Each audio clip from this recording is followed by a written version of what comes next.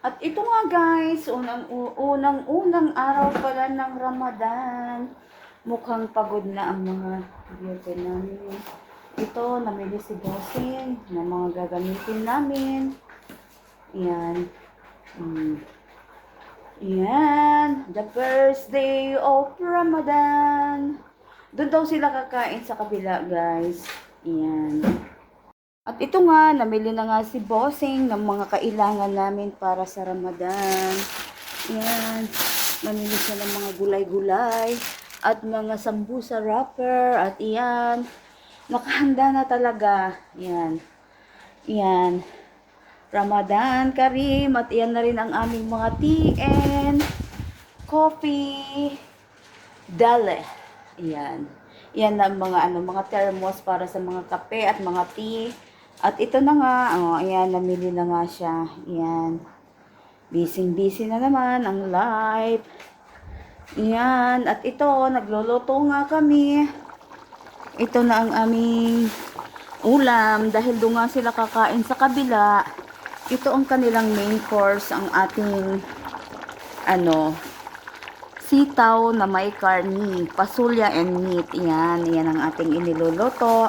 At ito, nakaredy na rin ang ating soup. Pumpkin soup, yan. Hindi pa tayo nakakaluto ng kanin. Yan. Busy lang po talaga. Yan. Ganito ang buhay namin, lalo at Ramadan. Marami pong trabaho. Yan. Yan. Magluluto tayo ng kanin. Ito, tingnan natin ang ating iniluluto. Napakasarap niya guys. Yan. Ang ating pasulya and meat.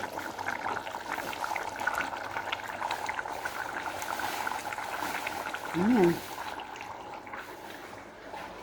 Ramadan Karim. Yan, Ramadan Karim.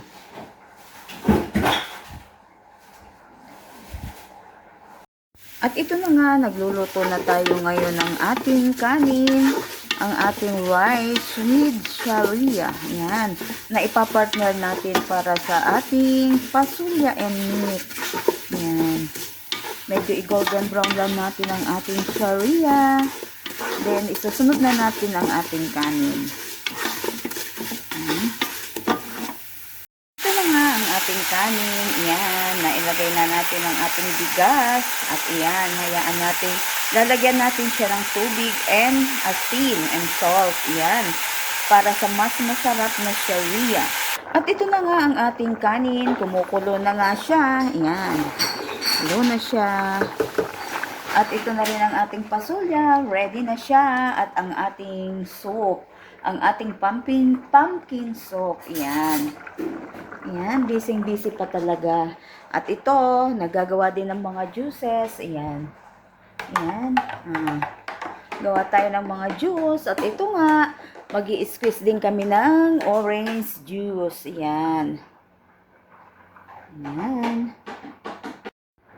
At ito nga, nag-i-squeeze tayo ng orange juice natin. Ayan. Busy talaga. Ramadan kasi.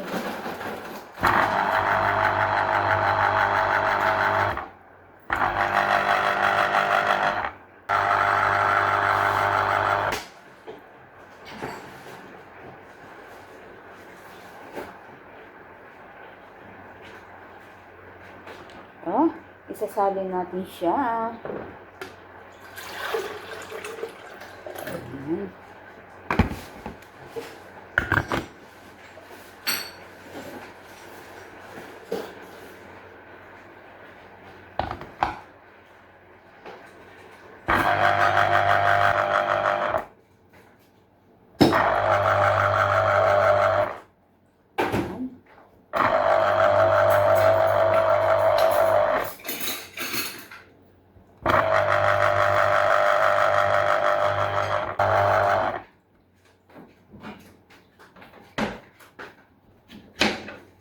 Ang ganda ng kulay ng ng orange.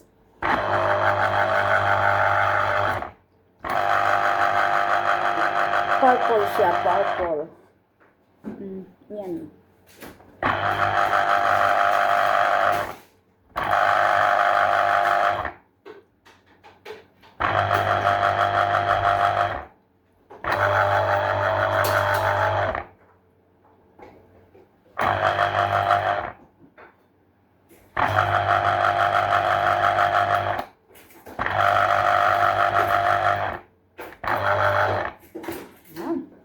Squeeze, squeeze lang.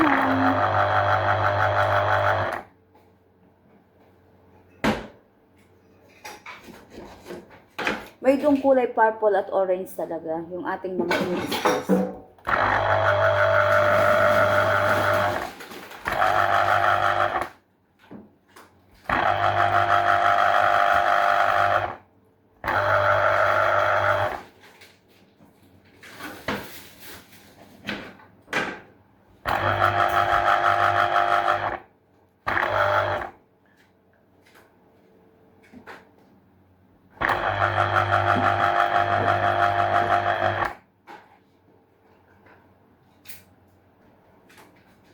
Ito, squeeze pa rin tayo.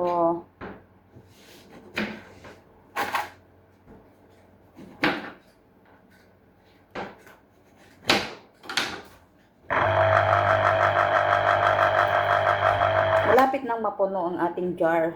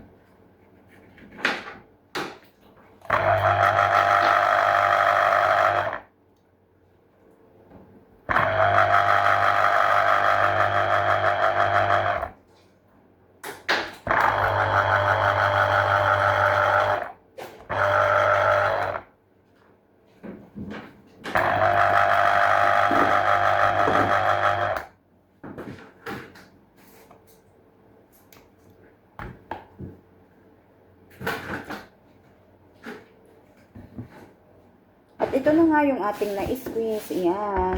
Tapos na tayo. Ayan. Okay na ang ating use.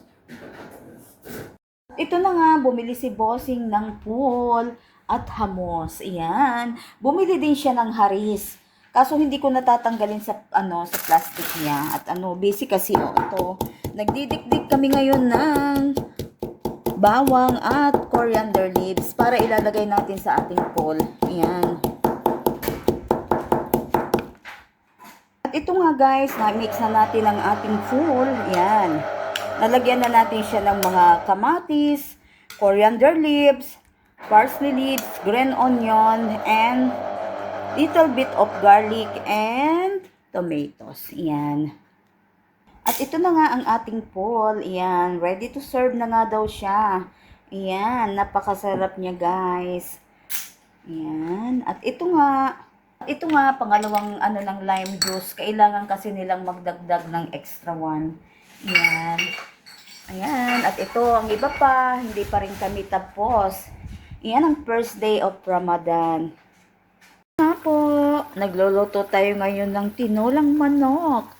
Para sa malamig na panahon, napakasarap ngayong humigop ng sabaw. Medyo umuulan-ulan pa. Yan, naigigisa na isang kutsa na nga natin. At kasalukuyan na nating pinapalambot ang ating manok. At ito nga, naghanda din tayo ng ginger leaves at ang ating cabbage. Ilalagay natin dyan sa ating tinola para mas masarap siya. Yummy, yummy. Yan. At saka, nagluto na rin tayo ng ating kanin. Nga ang ating kanin, luto na rin ang ating kanin. Yummy, yummy. Iyan, malambot ang pagkaluto natin. Iyan. Luto-luto laang ng tinolang manok. Ito nga ang ating tinolang manok. Iyan, luto na siya. Nailagay na natin ang ating repolyo. At ang ating ginger. Tamang-tama ito sa malamig na panahon. ang humigop ng mainit na sabaw. Yan. Yan, luto na ang ating masarap na tinolang manok.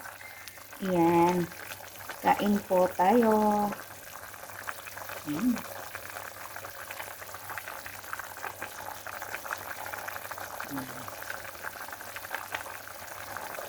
Yan. Luto na din ang ating mga gulay. Kainan na. Luto na po ang ating tinolang manok. Kakain na tayo ng lunch. Happy lunch time. Yan. Yummy na healthy pa. At andirito na rin ang ating kanin. Ang sarap-sarap.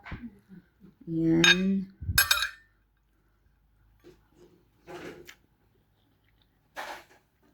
Kain na tayo.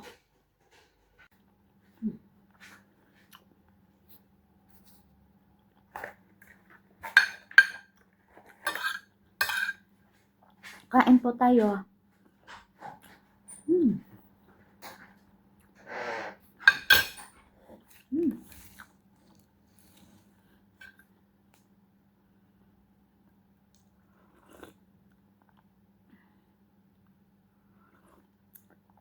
Ang sarap.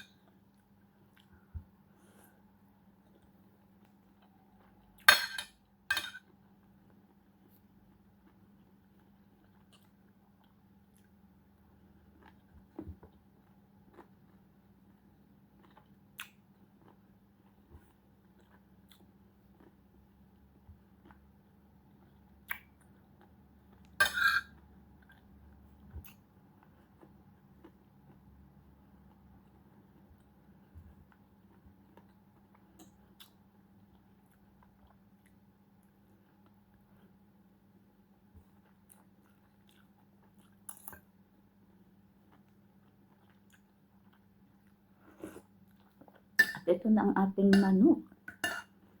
Hmm.